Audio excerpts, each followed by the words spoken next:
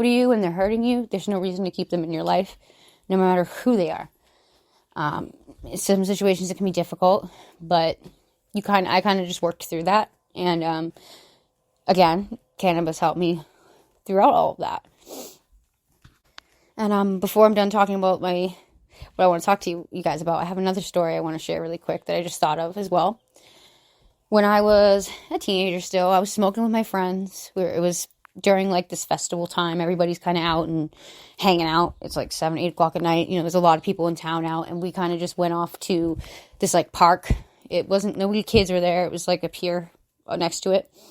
And we brought a blunt, we're smoking, and a cop shows up, and I have a cigarette in my mouth as well. Like, I wasn't holding the blunt in my mouth. I had it in my hand, but I was smoking a cigarette. The cop was such a douche. He yelled at me to put my cigarette out and stomp it out. Which, thinking back to it now, I was a kid. Maybe he was just trying to keep me from smoking cigarettes, but you were being a douche, dude. Made me stomp it and destroy it type of thing. And then with the blunt, he didn't see it, so I had it in my hand and I put it in my Ugg boot. And I had like these they weren't like the Ugg you're probably thinking of. It was like this knit Ugg, so it wasn't like completely fur. There were holes through it.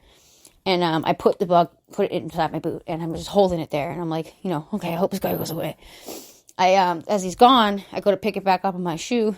There's like a big hole through my boot. And it was just burning the whole time. The whole fucking thing was just like, it was not burning the entire time, obviously, but like it burnt into the boot and put itself out. So there was a hole in my boots.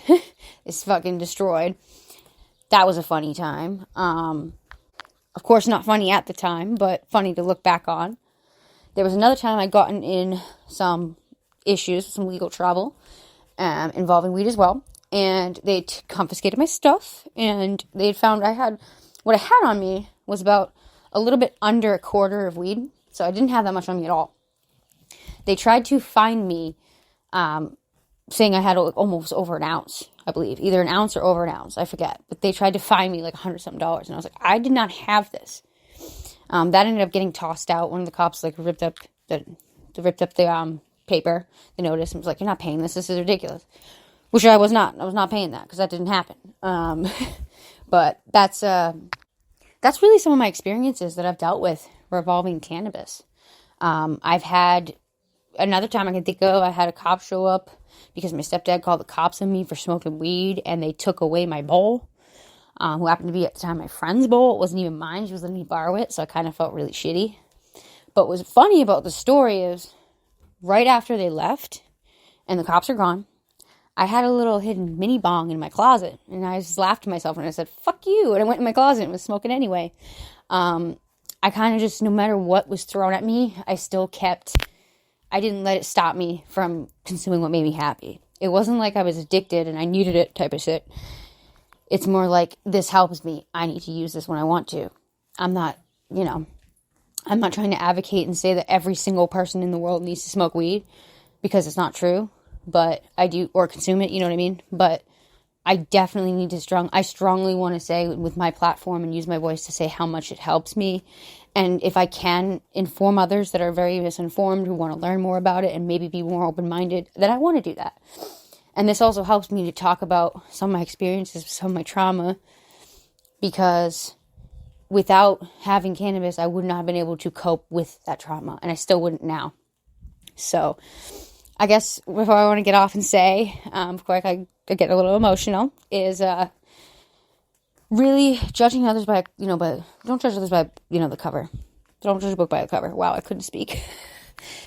You don't know what's going on in the inside or the outside of their life. You just see kind of a blurred image of what we see, and it's not exactly everything that we know about a person. So I guess try to be more open-minded and more accepting of others, because we're all on this planet together. We should just all try to get along, I know it sounds like some really stupid shit to say, but it is true, and that's how I feel. I wish that there wasn't so much hate in the world, and if the world could see how beneficial, like the entire world could see how beneficial just this one thing, one part of it, like this medicine, cannabis, maybe if we could join together and agree on one thing, we could agree on others as well.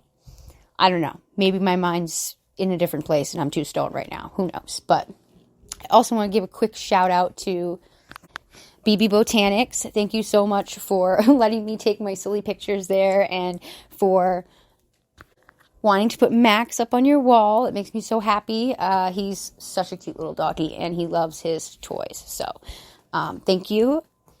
I also enjoy my strain that I got from Gibby's Garden. Super, super love. So if you haven't been able to go there and you'd like to, please try it out. Make sure to check out their website. I'll put a link below in this podcast. But also, of course, make sure 21 only.